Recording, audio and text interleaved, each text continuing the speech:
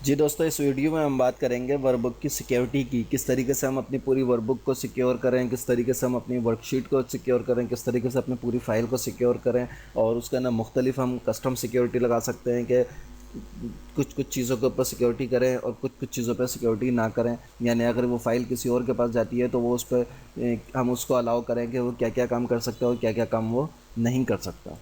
तो इसके लिए सबसे पहले मैं शीट पे आता हूँ और शीट पे आने के बाद शीट 1 पे मैं आता हूँ और इसमें रिव्यू में आता हूँ। रिव्यू के टैब के अंदर प्रोटेक्ट शीट की हम बात करते हैं। प्रोटेक्ट शीट में मैंने यहाँ पासवर्ड दिया 123 और यहाँ से मैं जिन जिन चीज़ों पर पासवर्ड लगाना चाहता हूँ कि वो काम कोई ना करे, तो उन पे हम यहाँ पासवर्ड चेक लगा देंगे तो वो उन चीज़ों पर फिर कोई काम नहीं कर सकता। जैसे select lock cell, select unlock cell, इसको हम हटा देते हैं। हम बोलते हैं फॉर्मेट सेल्स, कोई भी फॉर्मेट ना करे या डिलीट ना करे, इंसर्ट ना करे।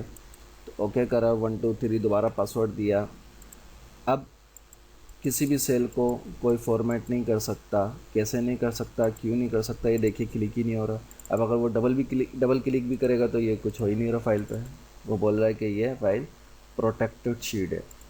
ठीक है, अब इसको दोबारा अनप्रोटेक्टेड कर दें। 123 ओके। ये तमाम ऑप्शन आप जो हैं वो देख सकते हैं। डिलीट रो 123 ओके, 123 ओके। अब यहाँ से कोई भी रो एक डिलीट करना चाहें तो देखिए कट कॉपी हो रहा है लेकिन डिलीट का ऑप्शन नहीं काम कर रहा। ठीक है, दोबारा इसको अनप्रोटेक्टेड कर देते हैं। अब ये तमाम ऑप्शन खुल गए। तो एक ये चीज़। दूसरा, हम चाहते हैं इस फाइल पे जो वर्कबुक है इसकी स्ट्रक्चर पर पासवर्ड लगा दें, प्रोटेक्ट वर्कबुक को प्रोटेक्ट कर दें। तो प्रोटेक्ट वर्कबुक के ऊपर क्लिक करेंगे, इसके स्ट्रक्चर को चेक लगाएंगे और फिर यहाँ पासवर्ड दे देंगे। मैं 123 दे रहा हूँ, दोबारा 123 और ओके।